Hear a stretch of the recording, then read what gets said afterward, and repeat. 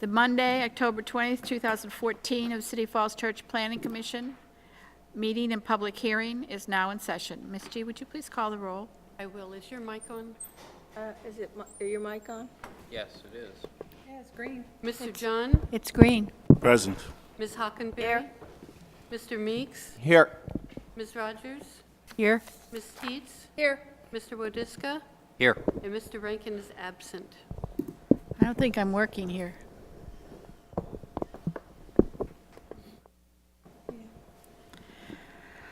All right. Sounds better. Would someone give me a motion to adopt the agenda, please? I so move. Second. Moved and second to adopt the agenda as presented. All those in favor? Aye. Opposed? Motion is adopted. Is there anyone in the audience who would like to speak on things other than on the agenda? Seeing no one raising their hand, I will move on to old business, and we have no old business. So I'm going to move on to new business, which is the presentation of Mount Daniel School Expansion Plan by the schools. We're going to receive presentation and have a little question and answer period, and we're looking forward to this very much. Ms. Jones, Dr. Jones. Thank you very much, and thank you for allowing me to be here tonight.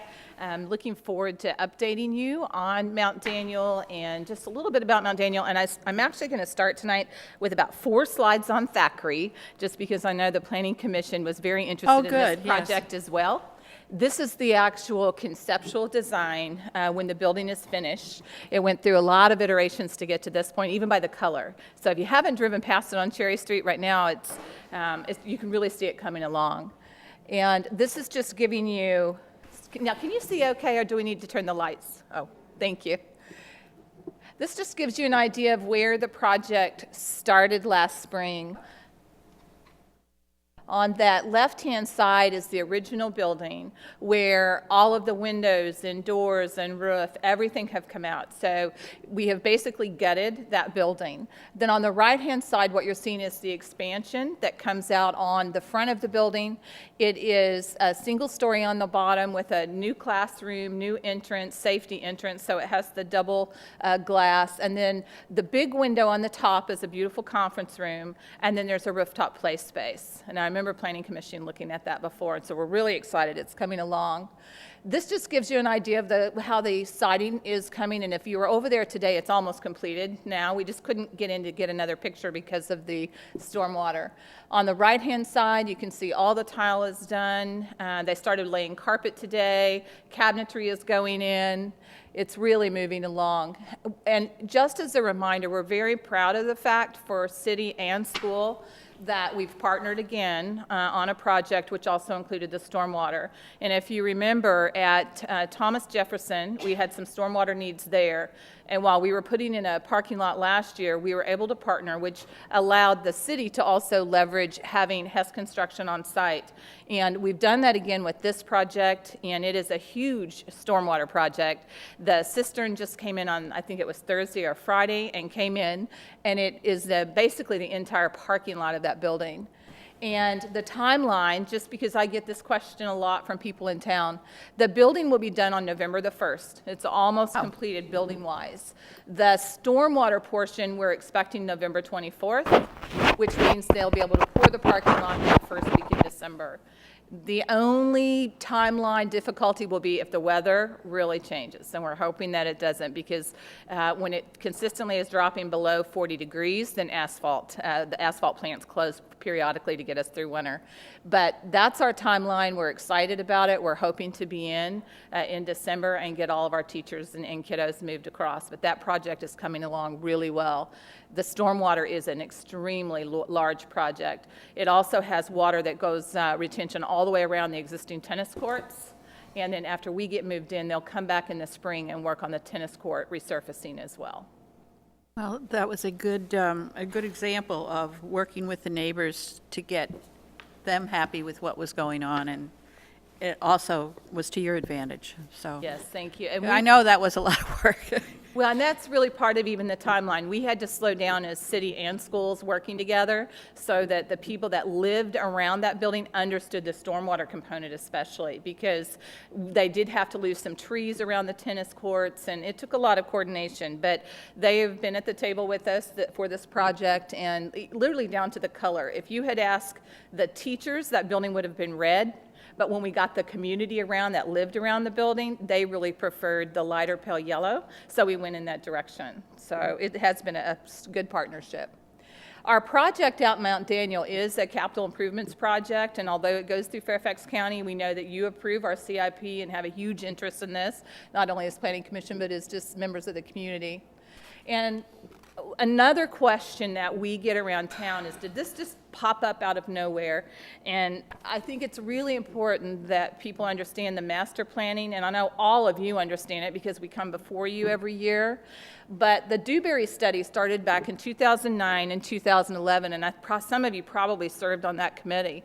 And that really set us in motion to start thinking about grade configuration, looking at the best placement for schools, what property we have, where we can expand, where it's difficult to expand.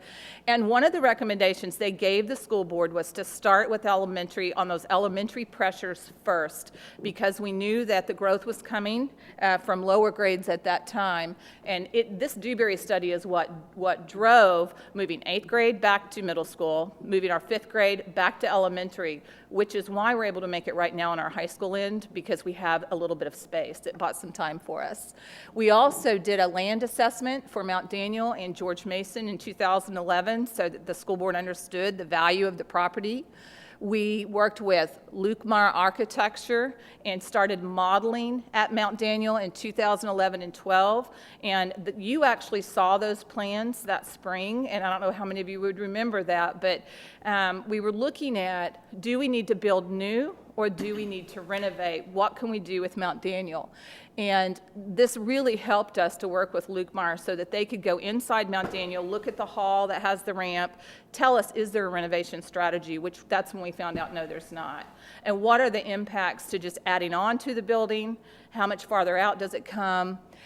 We did one more study with them, which we were modeling, trying to make sure that we were also being very mindful of land around the city in the sense of how much acreage would we need to build a K-1-2 building. We had some people saying, well, there's a site over here and it might be 2 acres, and there's an old office building sitting there, or a site on Broad Street. So we had Luke Meyer go in and look at it and say, if we want to build a K-1-2 building, how much acreage? What is the minimum that we have to have? And it was 5 acres. So the modeling the school board did was critical to this project and getting us where we were today. We had our capital improvement request to you in the spring of 2013. We spent 13-14 last school year working through the request for proposals, which was competitive. We ended up with 3 finalists who had 3 great projects, and then narrowed it down to the one company, which was Grunley and architectural firm Selmaha. And that's where we are as of today, is if the referendum did pass, we would be ready that next day to get our comprehensive agreement signed with Grunley, who our community ASAC committee, and this was made up of teachers, community members, city council. This was the project firm that everybody felt gave us great value in the city and for the schools in city. When we look at this referendum, the plan to expand at Mount Daniel alleviates overcrowding at 2 schools, not just 1. And that, again, is critical for us at Thomas Jefferson. And I'm going to show you one of the last slides tonight is our growth and our trend line. And one of the issues that we've struggled with at Thomas Jefferson is the growth in our early childhood has been far more than what was projected 7, 8, 10 years ago. And all of Northern Virginia has had a growth like that. And I want to just point out what our trend line has looked like for kindergarten and 1st grade. While overall our growth as a school division was not as much as last year, it was still a lot. It just meant that this year we grew more like Fairfax or Arlington instead of this Falls Church trend line that has just been exceptionally fast rate of growth. So when you look at kindergarten, we still had exceptionally strong growth this year. It just didn't do what it did last year, and we're thrilled about that. It's giving us a little bit of breathing room. Look at our first grade trend line, and you see it's still going up. So this is the growth that we're dealing with and why this referendum is before our Kindergartens city. are up in first The grade. goal at Mount Daniel is to create a safe and accessible building that can handle kindergarten, first and second grade, and we feel that's an ideal early childhood environment. Kathy Haleko, the principal, is delighted with this. The staff are excited about it. It really are the 3 grade levels that go beautifully together, and we want to be able to accommodate long-term growth for 20 years, and that's really important as well. This adds 18 classrooms for a total of 36, and these are just classrooms. These don't count all the other specialty rooms. It does give us back our media center, which a lot of people call that still a library. That's what a media center is. I've had people ask me that as well. It would give us back our library. We would have a separate gym and our cafeteria, art, music, daycare, and all of our specialty rooms.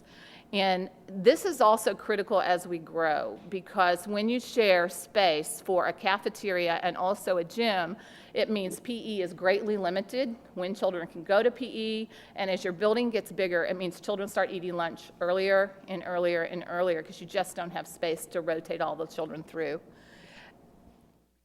Mount Daniel was built in 1952, and it lacks adequate ADA access, which we also think is critical. And on the third bullet, you'll see where it really talks about getting down the hall. And I know members of Planning Commission have been in that building, but for those who haven't been in the building, the hall is like a ramp. And what that means for a child who has special needs, that at a time in their life when they're really trying to gather more independence and start growing as little people, they can't have a wheelchair independently or a walker. It's dangerous. And not only that, but for our parents that have strollers in that hallway, it's scary to think that someone forgets to put on a brake on a stroller. When you get to the end of the hall, not only is it a ramp, it's stairs. So it's not like it's just a slight ramp. It actually has stairs at the end of the hall. There are no fire sprinklers in 85% of the building, and that is a huge safety issue. And when you think about 85% of the building, these are our littlest people that we educate.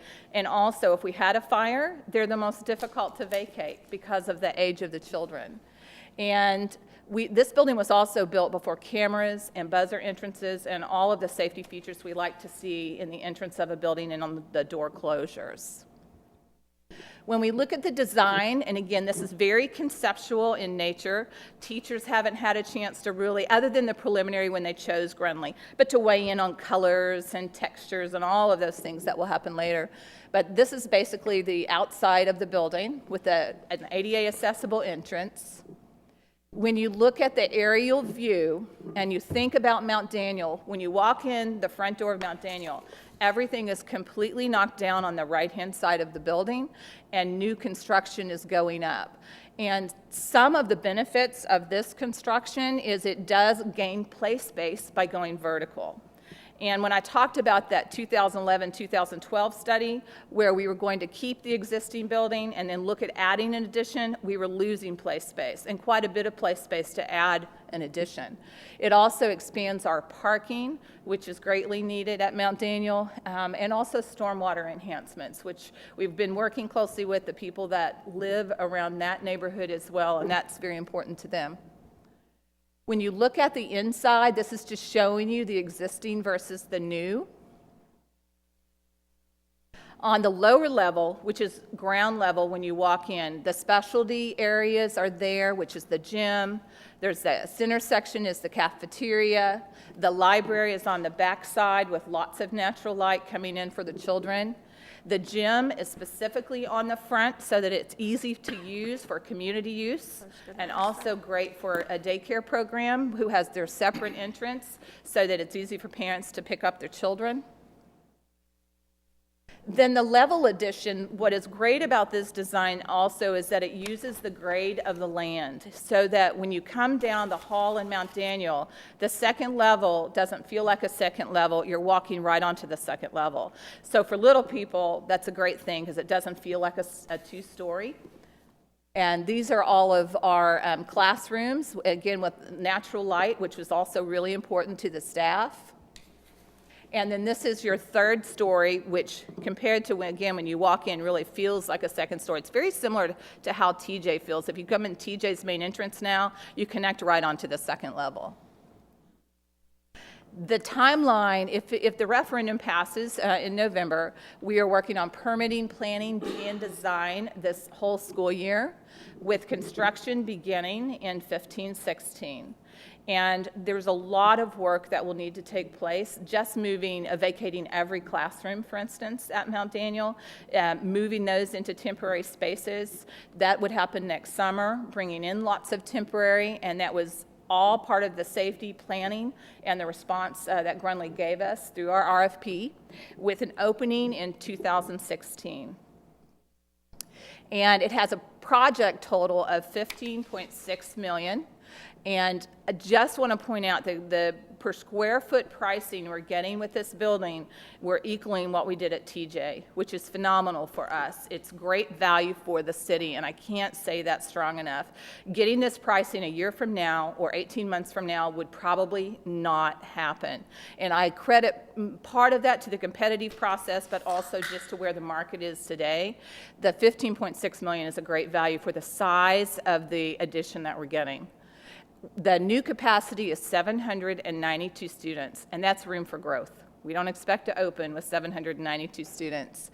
And one thing that's not on here that it does is it balances TJ and Mount Daniel, so that over the next 20 years, we don't end up with TJ at 1,100 and 1,200 students, which if we don't relocate second grade, a lot of people don't realize we're talking 1,100 or 1,200 students. It's a big elementary. We're trying to make sure they're both very balanced. Building life, when you build a building of this structure, is 50 years. Our capacity, enrollment life is 20. And again, just a reminder, the referendum is on November the 4th, 2014. And I like to put this slide up there because one of the reasons we have to have new construction is not just because we're in an old building. That's a huge portion. We need to fix some of the ADA non-compliant issues and just the age of the building, but also the growth. And this is a 25-year trend line.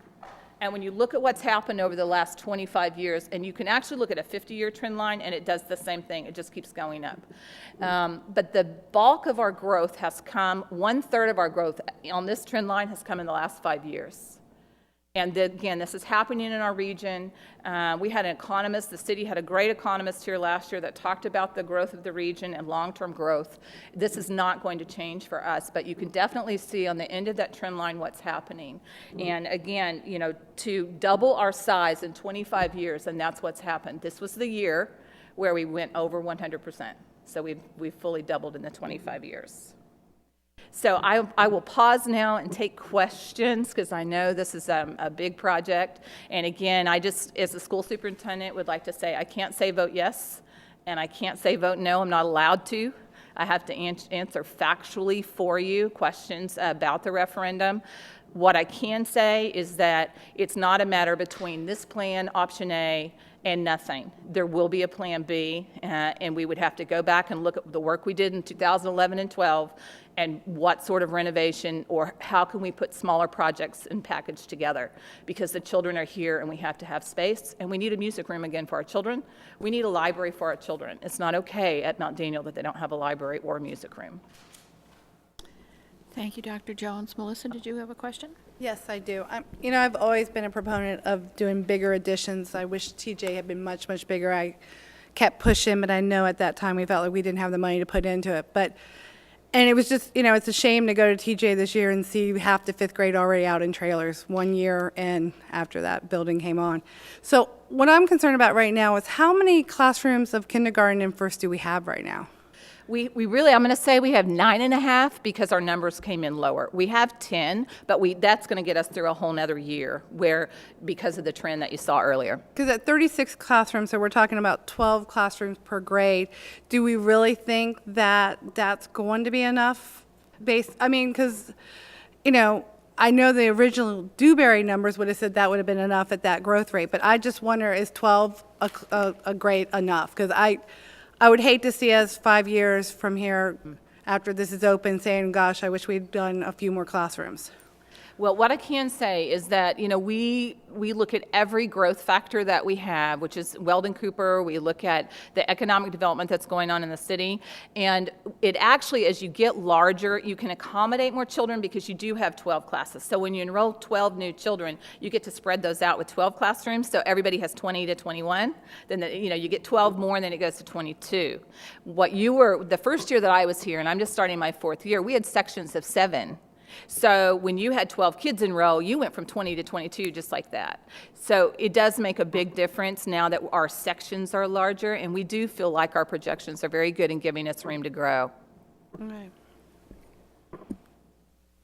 Lindy?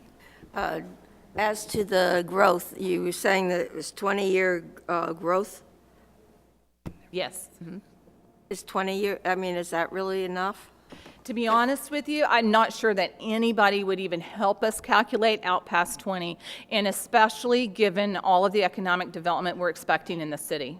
When we start looking at apartments and condos and split lots and the turnover of single-family homes, and I think that's as far out as we can go realistically. We could try, but I don't think that we'd be giving you a great number to try to go out 30 years on student enrollment. It's a tough thing to do. And I'm with Melissa. I'm very disappointed that we were not able to take the advantage of, I think, the last chance down at TJ to build a bigger addition.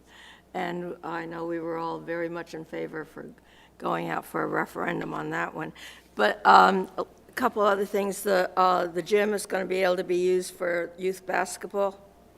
It is an elementary gym, but it should be able to be used for youth basketball. If Park and Recs wants to use it. That's one of the reasons it's on the front side of the building, and that came across loud and clear when we were working with the architects and with construction firm on the proposals. What is the whole difference with the size? There is a size. If you compare it to the high school gym, and I don't know the square footage. Yeah. How about TJ gym? Because that's used. It's probably not quite as big as TJ's gym. It's a little people gym. Because, we need all the recreational space that we can get. And I wish that, what year does this chart start at? I can't see it. It's 1990. 1990. And I wish that it had gone back because we used to be almost the same. Then it went down. We have and a then 50-year chart that's on our website that goes back 50 years and actually gives you all of the different ups and downs. Because that's when we lost Cherry Hill, and all those townhouses over there were rebuilt. Rob? I don't think we have the time to go into the growth projections, but maybe you could come back. You said something that is moderately potentially explosive with the economic development, because Mr. Goff is sitting here, and I think he would suggest that the economic development, and I'm sure Mr. Snyder would echo this, that will take place in the city probably would not involve that many children, but maybe you know more and your projections are much more sophisticated. So maybe we can pick that up before the CIP.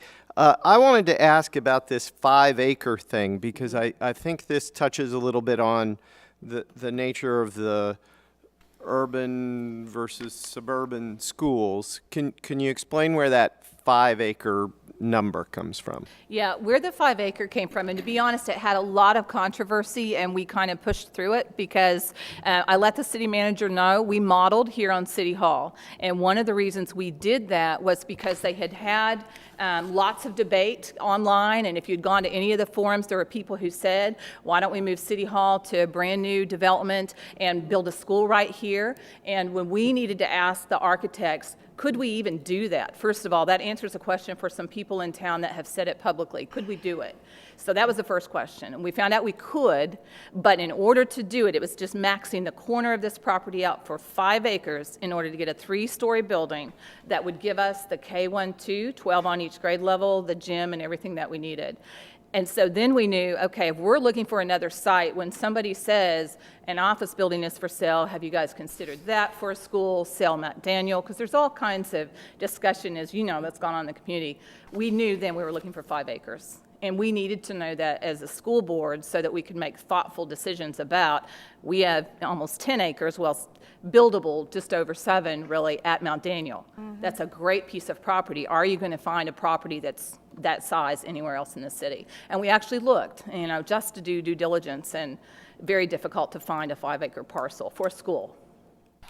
And so the other question is, prior to the Dewberry study, there were half a dozen studies that suggested two things that this seems to fly in the face of. The first one was the consolidation of the physical campuses, that less campuses was better than more campuses. And this seems to have sort of gone in the opposite direction of that. I wonder if you could talk a little bit about that. Since I have been here and everything I know about previous discussions, what I can say is the school board, at least our current school board, has been very adamant that we didn't really want elementary children located next to 66, the Metro, just on that campus in general.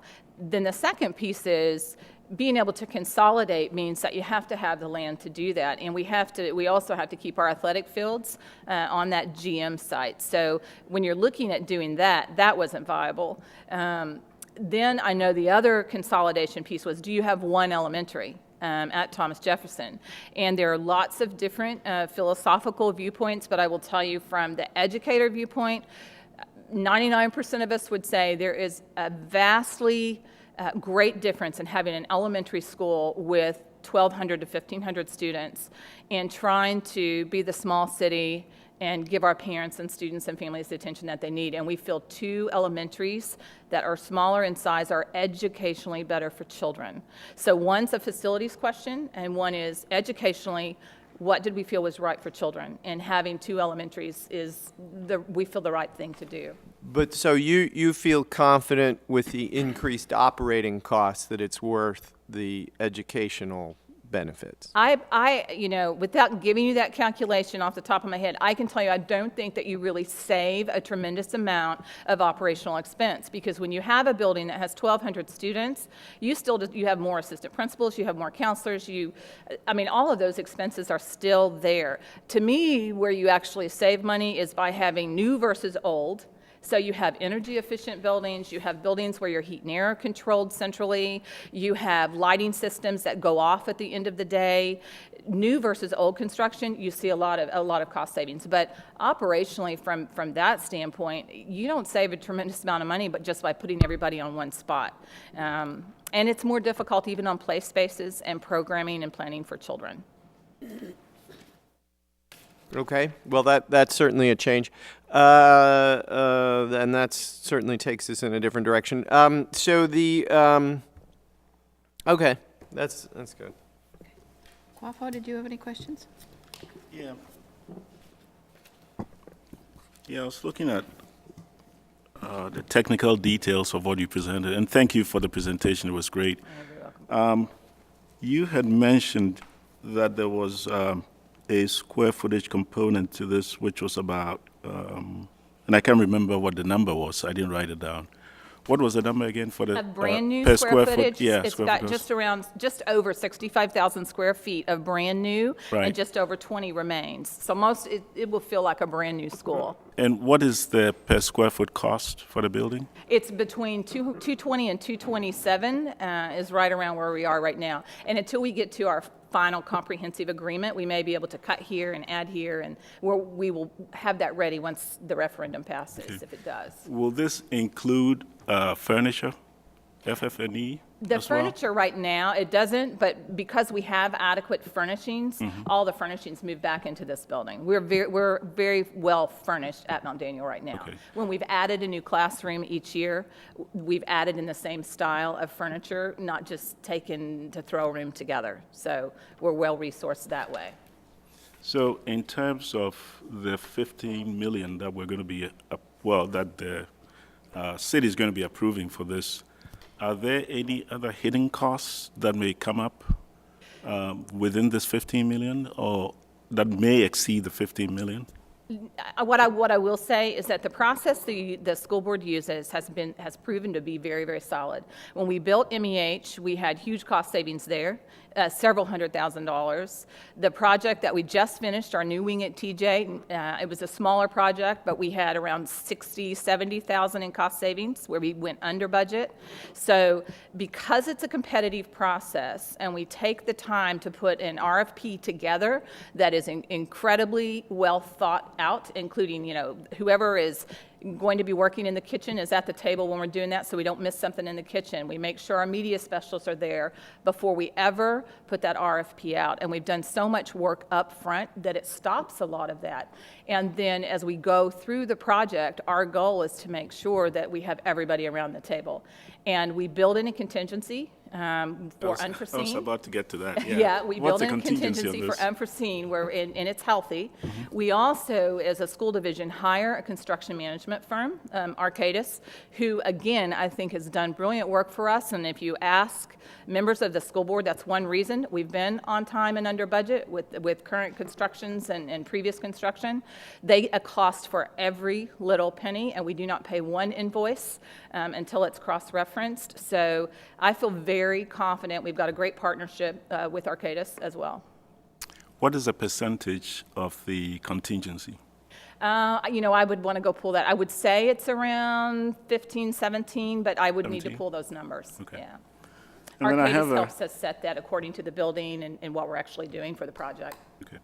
Now, regarding the other project on Cherry Street, you said you had, the schedule was December 5th for occupancy? Yeah, we're not occupancy because, let me just see if I can pull that back for you. Okay. The building will be ready. The building will be ready on the 1st, which is when they were supposed to have it ready. The difficulty in this project was really our stormwater. And more than anything, we needed to slow down last spring, and it really put us behind probably about 2 or 3 months to make sure that the community understood that what we were doing with stormwater. And so the stormwater project will finish right around November 24th, but because that's the week of Thanksgiving, we wait until that following week and to pour the asphalt. As soon as the asphalt goes in, it takes 4 to 5 days, then we'll be ready to move our teachers and our kiddos in. So when do you anticipate occupying the building? I'm really hoping if the asphalt goes in the 1st through the 5th, probably that weekend or the following weekend. We want to give our teachers, obviously, we pack up, move them on a Friday, Saturday, Sunday to get everything in the building so that we're ready to start on the Monday. We have a moving company that helps us. Right, yeah, that's good. Thank you. Any questions on this end, Andy? Sure. I see that diagram about how it'll be laid out at Mount Daniel during the construction. Is that are you guys gonna be able to get to that point over the summer so that on day one it's fairly clear how the kids don't get scooped up by bulldozers and stuff? Yes, that was part of actually, I would say it was one of the biggest factors for teachers and parents that were in the room when we chose the finalists, that they had such a solid plan for where our kids were going to be located during construction and a strong safety plan. And those trailers will come in as soon as school gets out. They'll be wanting us to move, and they'll bring in trailers. That's all part of the RFP. They have to provide them. And we will have a temporary cafeteria gym that actually goes on the back side of the building where the blacktop is. And we're working out all of the details, for instance, for lunch, because we lose our cafeteria. We know we have to bring our lunches over for that year, and more than likely we'll actually have our kids eat in the classroom just so it's less transition for children. But all of that's part of the safety plan, and we feel good about it. And we don't lose any of the playground during construction. That was another piece for us. Yeah. How do we bring the trailers in for temporary relocation and still have adequate play space for children? And they did a great job working around our play space. That's all I got. Ross, did you have something? Yeah, I had a couple of questions. Leading off with the Thackrey Preschool, and you're mentioning about the asphalt being laid in the beginning of December. Is there a contingency plan in case the asphalt plants close? Because they usually don't reopen until spring. If the asphalt plants close, we won't move our kids, because right now they're all in classrooms, they have their space, and we'll stay there until we can get them moved into their actual building. The one thing we don't want to do is transition children twice. if we transitioned them, and we can't do it in December, to go somewhere else and then to turn around and do it again in the spring, we'll wait until the building's ready. And the teachers have been loud and clear that that's what they prefer as well. All right. I mean, historically, you should be fine, but when they Yeah. shut down, they don't reopen. Yeah, we're very hopeful, hoping the weather stays good. Is the addition, is that LEED certified, or? Well, what we have done in the RFP is it is meeting LEED silver qualifications, but we don't pay the additional money in order to go through that process. Now, I will tell you, we have a member of City Council who would very much like for City Council and perhaps the Planning Commission to discuss that, but the school board has been adamant that every penny really needs to go for space for children, and that we don't have money to chop off without reducing something inside the building, but they do keep a scorecard, and they are building to LEED silver.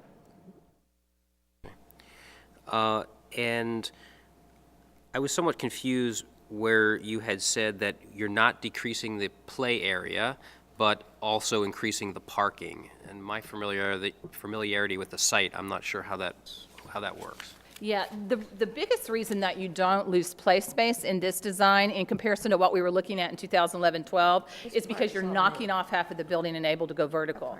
So if we were adding on to the end of the building, it would go right over where the blacktop is, where children play. So when we started looking at the renovation and add a small addition, or just doing it what we would consider the right way, and let's get a 3-story addition, you don't take any of the play space away from children. The parking has actually been all redesigned, and when you redesign the entrance to the building, it also gives you different functionality in the parking lot, so you'll see even the drop-off area is different. So it adds quite a few parking spaces just by being redesigned. So looking at that picture up there, the parking that is farthest to the right, that's still the same boundary as it currently is? It is still the same boundary, but it's reoriented a little bit different. You'll see the parking spots are going towards the actual green space area. As a matter of fact, the area down to the bottom of that property cannot be touched. It's a protected environment, and there's about 10 acres there that's kind of hilly, but that's all protected area and cannot be used for any sort of construction. And is there any, is the roof just a standard roof, or is there any, green component? I see some little cutout that looked like it had green on it, but not, The rest roof of it? itself is the white roof, and it's the same one we use at TJ that's environmentally friendly, that you do find in LEED, certified buildings. There is an area on that right side where it's cut out that can be a green roof, and that's one of those adds when we actually get into the project and you want to trade this for this. Maybe you want tile instead of carpet, and that frees up $40,000 and you could do a green roof. That's really an add, so I'm not anticipating that we will probably have that piece unless we're able to really dig in and find some trade-offs there. and I guess finally, you talked about the contingency a little bit. So the 15 to 17% or thereabouts, that is included in the $15.6 million? Absolutely, and again, this is where the expertise of having a construction management firm, because we're a small school division, our construction department is me, which I know Lauren can tell you that. I have to go to all of our construction meetings. I handle everything construction. I'm in meetings a lot every week. So the construction management firm is who really drills down for us and makes sure that all of those components are the right number based on, okay, are you going to find asbestos that just has to be hauled off? It's a 1950-odd building. Are you going to have something on the site? In Cherry Street, when we got ready to dig in the front where the fire lane is, they found a road 5 feet down, so that had to be taken out. I know anybody that was around at MEH, there were a lot of things on that site that had to be removed before they could build. So Don't you dare start. yeah, so all of those things are taken into consideration, and Arcadis helps us set that amount that we know gives us great comfort. Yeah, I mean, you might find some differing conditions, but since you're basically doing a full demo of the existing space, the variables are greatly reduced. So. Yes. Okay, that's my question. Thank you. I have a question about Plan B. Okay. If, for some reason, you have to go there, what would you be taking care of? The ADA problems, the sprinkler. Is it a major redo, or is it something that you would be taking care of with the money that you already have in the CIP? Right. That's a hard question. I can tell you that by Thursday, you'll see it in print, because we've had that question over the last few weeks. So I've been working again, calculating all of the numbers we were working with in 11 and 12. We have to have a music room. We have to have expanded cafeteria. The minute you go into an old building, which you know this as Planning Commission, and you start doing any work, you have to upgrade everything. So Plan B might be $11 or $12 million for an old building that still has a ramp, that doesn't move second grade to Mount Daniel, that either puts trailers at TJ for expansion, because that's what it would get you. But these projects this is one project. We still have several projects that have to be done for children. So Plan B would be a smaller series of projects, which I know from the Planning Commission, you've not wanted us to do that. No. And if you were talking 11 to 12 million, you would have to go for referendum for that, too. Now, that would be a Mr. Shields' question. I'm not sure where the threshold is right now, because Yeah. it's based on the total city I budget. understand. Yeah.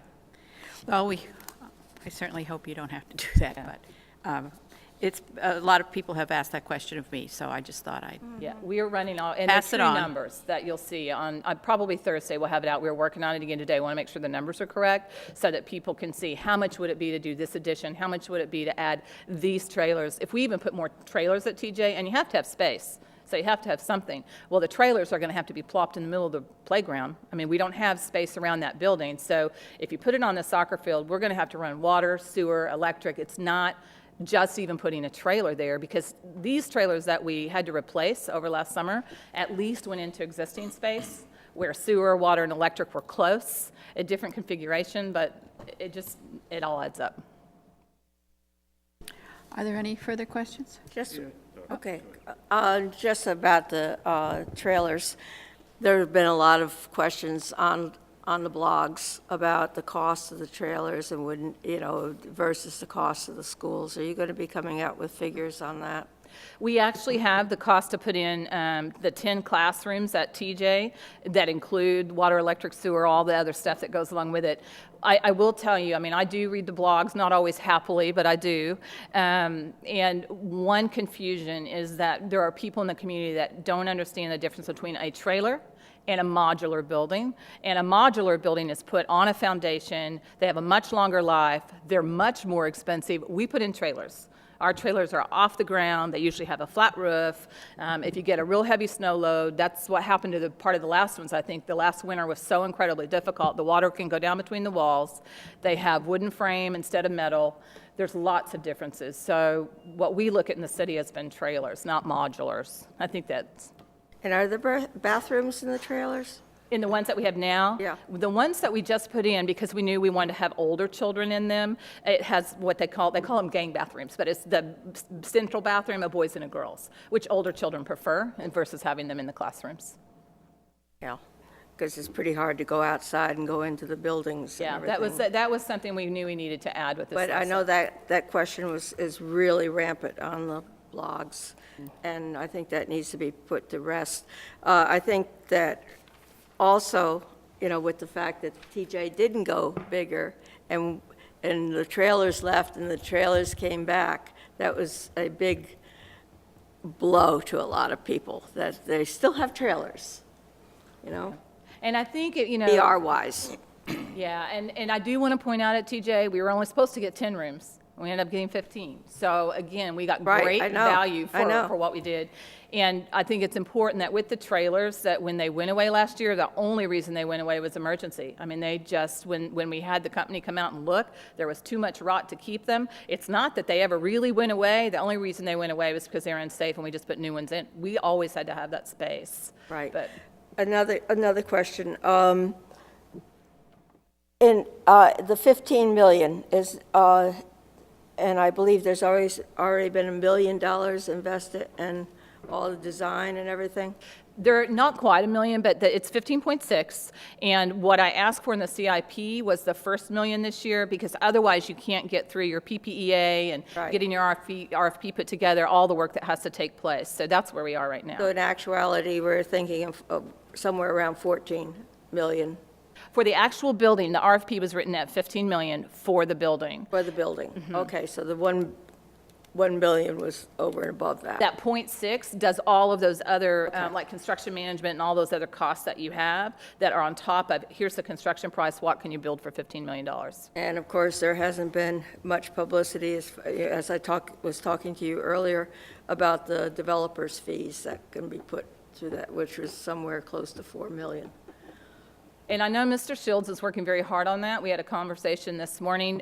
There are more than, I think the city's done a great job. There's more than $4 million in school proffers that must be spent on school construction that come from Northgate, the Rushmark, and the Lincoln projects. And that funding for Rushmark and Lincoln come online right around 2016, which is when the building completes. And so the city is looking very closely at and did a great, I thought, forum a Saturday ago where they talked about how using the water money and also using school proffers. And it's just over $4 million that must go towards school But construction. that information has got to get out there, Yeah. and you also need to mention the forum this coming Thursday on it. Right, thank you. Yeah, I wanted to say that I'm really happy that you're taking care of all the issues with the sprinklers, which is a big worry right now. The other thing that I like to request is when you have some money left over, I would like you to build us a rain garden in that area, because I think it would be a great opportunity for the kids to be able to use that as a learning tool. And I don't see that in here. Yeah, at TJ, the rain garden's actually just behind the blacktop area. Awesome. Yeah. Yeah, I remember that from the And so project. that's something Yeah. we can consider as we're working with Grunley, if there's a possibility. They have a beautiful outdoor classroom there. And another idea with this project is it doesn't encroach on all the trees and the green space that's behind TJ, so that may be a possibility for us. So thank you for that. Yeah, it's a small bribe. Who's doing the permitting? Arcadis works with Grunley and Samaha and work through that process. We have a preliminary meeting already for the 2232, which is about a week and a half after the referendum. We're trying to make sure we're ready to go as quickly as possible. So if there's a delay similar to what happened on Cherry Street, that would be on Arcadis, or that would be? The move-in timeline for Grunley is October 2016. So if you go past that, unless it's, an earthquake or something that you just cannot account for, if it's a permitting issue, it's on Grunley. And that's part of our contract, and we put that in the contract, and they have penalties for every day that they open late. Thank you so much for coming. You're very welcome. As you can see, we're very interested in the project and feel connected to it Yeah. through Well, thank you CIP, for having me. and also because I know we don't have to approve this because of, it goes through Fairfax County, but it's our school too, so thank you for coming. you for And having thank me you for a tonight. very good presentation. Thank you.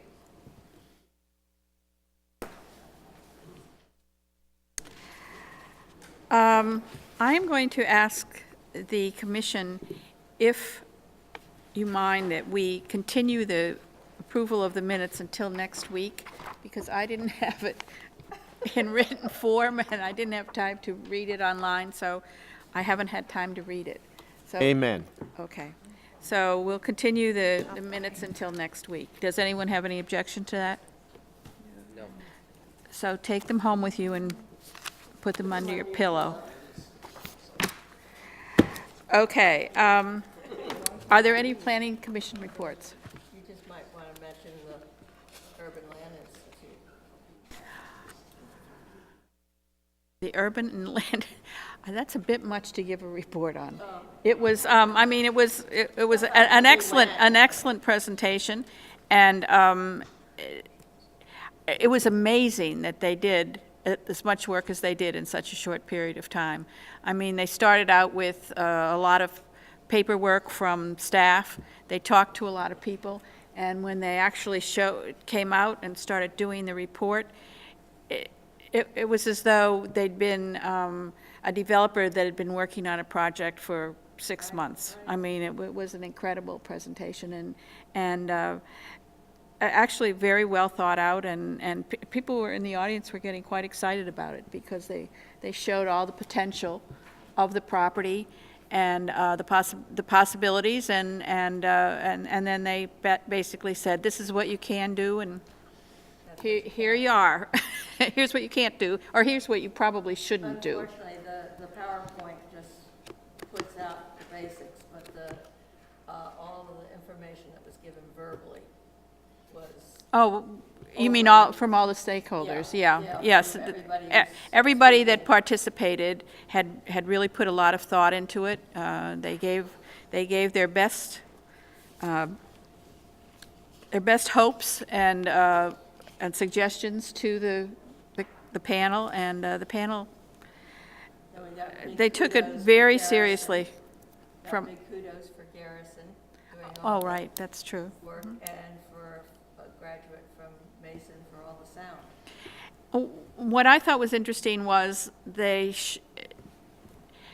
WMATA and the UVA and Virginia Tech all came and spoke, and there was so much more cooperation than I expected. I mean, we've been tiptoeing around saying, oh, we're never going to be able to work with these big entities and cooperate on this project, but they're open to working with us, but this is a project that it's going to take 1.5 years to start preliminary planning, and they're not talking about a school for 10 years. But it's a big project, and But the presentation was really. the presentation was very good and very helpful, and Absolutely. I think we're going to be, it's not going to be one of those reports that gets filed in a cabinet somewhere and we pull it out in 25 years and say, oh yeah, remember the TAP study? I think this is something that's going to be useful. So, Madam Chairman, are we going to have a chance to see this presentation? It's Or, online now. You got it. well, no, I did see it, but are we going to have a physical presentation of that at the Planning Commission? Jim, I don't think so. I mean, the panel has now dissolved. Oh, I see. Okay. Yeah, I mean, if you'll, unless Jim wanted to. Happy to Yeah. elaborate on that, if it's okay to go into some of the planning director's reports. Yes, Uh, please. I think we were very fortunate. Sorry if I took your report. No problem. It's Lindy's fault. We were very fortunate to have an excellent Urban Land Institute Council of Governments technical assistance panel event last week, Wednesday and Thursday at the Hilton Garden Inn. It was a result of a lot of staff effort going back to when we first got activity center designation, working through the Council of Governments, so we'd become eligible for such a program. We applied for the grant, got the grant to be able to have the technical assistance panel, and then for a number of months working with the school and city council advisory group that's trying to guide that development of that area, of which Ms. Rogers and Mr. Meeks have been attending very regularly. This led to the TAP and questions and so forth being developed. Huge amount of staff effort, and also our consultant, Susan Bell, to put it all together. Great cooperation from the hotel, who comped us the space, and the city basically paid for the lunches and so forth. ULI is picking up the dinners. Really great effort on the briefing book, which I think was very, very professional. If any of you have seen copies of it, I think it was very well done. And we had an absolutely outstanding panel. I think another thing that happened was the folks who came from around the area, and some of you may have seen the bios, very, very experienced set of people. They got to see what's going on here in the city, the level of interest and professionalism that's going on at the staff level, community level, and so that was a very good way for the city to make itself known to a number of people who may pass through here but haven't really been aware of what all we're doing. So I think it's a really good step moving forward to the planning of that whole area, and in fact the whole west end of the city. It also helped bring together some of the other property owners who participated in the roundtables, along with commissioners and staff and others from all the various boards and commissions and other interest groups around town, including VPAS and League of Women Voters and Chamber of Commerce, the Buyer family and Federal Realty Investment Trust, who both have significant property holdings, along with Metro. So a lot of people did get together and talk and communicate well. Leading up to some of this, Lauren Bruce helped set up meetings with Fairfax County representatives where we talked about a number of city and county projects, including the Mount Daniel School, the 2232 that's coming forward. So we've really, both Fairfax and the city have been making a big effort to communicate more about what's going on our borders. So I think that was very helpful in making this work. I would mention, we'll send you the links, that there is a YouTube recording of the event so that you will be able to go on YouTube and actually hear and see the entire presentation. Some of the speakers were very dynamic, brought a lot of really good insights that are cutting edge in terms of what's happening in the marketplace. Particularly, we heard a lot about the difficulties in the office market and that office wants to be in a mixed-use environment. So I would, if you haven't, we'll send that link to you, but there also is a link to the PowerPoint presentation. But watching the presentation, I think there is a lot to be learned from that. Also wanted to mention, if you hadn't heard, that the city won a Virginia Municipal League award for its work putting together and helping to accomplish the Child Development Center here in the city. We are one of a handful of communities honored in the state for very important projects. There is an article that was put in the VML magazine, and Lauren Bruce and the manager and some of the council members and Cindy Mester went down to Roanoke to receive that award. So I think we have won awards the last, I guess 2 in the last 3 years, I believe. So it was a real honor to do that. This small project was recognized for the coordination, cooperation, the speed of it, working with Fairfax County. And so if you haven't seen that article, we'll get you copies of that. I think it was sent around in our packet a couple of weeks ago. So it was a think very it's had nice article, and Lauren was well quoted. And there are also some very other communities in the state in this same issue. Danville, who's done some really wonderful things in their downtown, Norfolk, who are have an arts program. So it's really a way to showcase a lot of things going around the Commonwealth in individual places, and so we can learn from other places just as they can learn from us. So I think that's something to be really proud of, and want to commend all those who worked to make that happen. And of course, the commission and others were involved in that as well. So a real group effort on the part of the city to make that happen. So all in all, it's been a good month, and Busy. most importantly, that we're very pleased to have Deborah G. back Yes. with us. Yeah, it was hard getting along without her, so we're very pleased to have her back. That's all I have at this time. Thank you. Okay. Mr. Meeks, did you want to make a motion? I'd make a motion to adjourn. Is there a I second? second. The meeting is adjourned.